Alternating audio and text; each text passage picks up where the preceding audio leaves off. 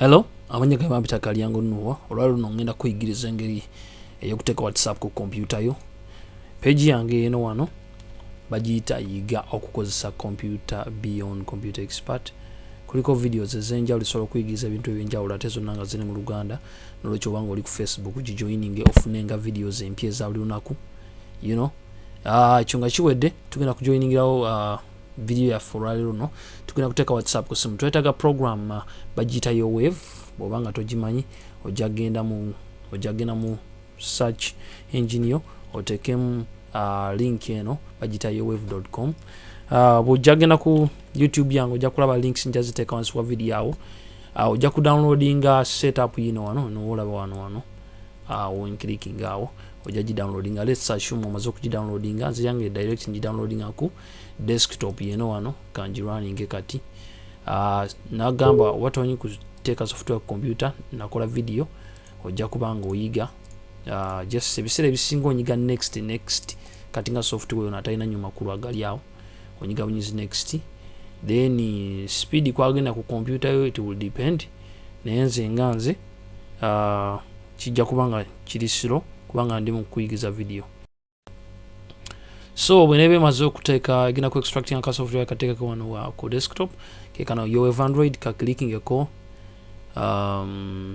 obviously ya kusasulira naye kati zengena ko satellite version okuba ndi nkuwa video oba ofunye ojja kiyo bango sodo jigula then jigule naye nze nganze ngenda ko satellite version because nze ndi bya kuyigiriza video nange kizi simanyi weziti. Ogenda no ku continue with the trial version, you know it is only for 7 days anyway.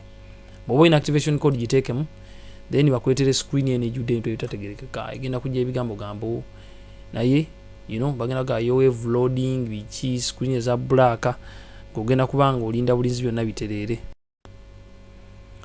So nge maze genda kukolera wano ka Android screen dozo kalabira Android yenyini. So kati ngafa abanonyo kuteka WhatsApp ku simu olaba waneno kadujja genda no ku home batulete simanya biki tunonya tugenda kuterako WhatsApp ku simu tugenda kugisearch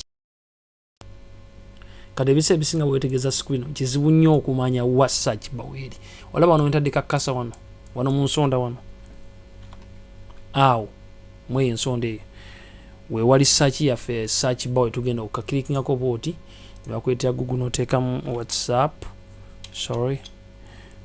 WhatsApp yao yesokera ddala option then ogenda kugirinda downloading na gamba speed egenda ku depending ku kika kya computer kyokosa then tugenda kulonda ko option ya download for Android. Already tumaze okwemulatinga computer affe kati eri confused operating system eroza tuli ku Android ojja ka clickingamu then ogiga wano download.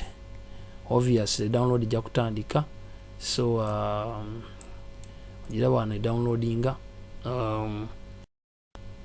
download speed ejja kudependinga ku manyiga computer joina so bwebanga birwa autokayana tugirinde downloading then tugende maso.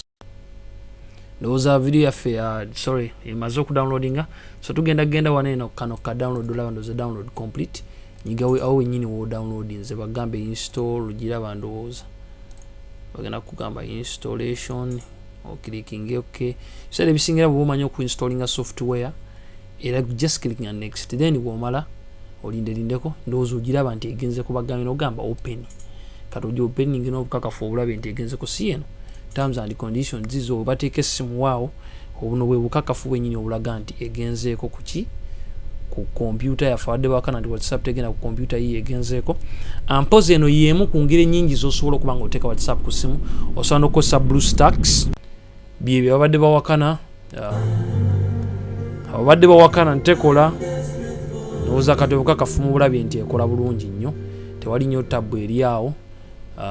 Mpozi bagamba nti ngenda kola video endala eyokuyigiza ngeri okuteka WhatsApp ku simu ngera bino biganye so kwa options nyingi. Nziramu okujjukiza page yaffe joina okujoininga obere ngo yiga ebintu ebyenjawulo bagiyita okukozesa computer beyond computer expert. Kibirenga kikuyamba obukakafu obulabye mukama atakumira mpera bankumire I'm out.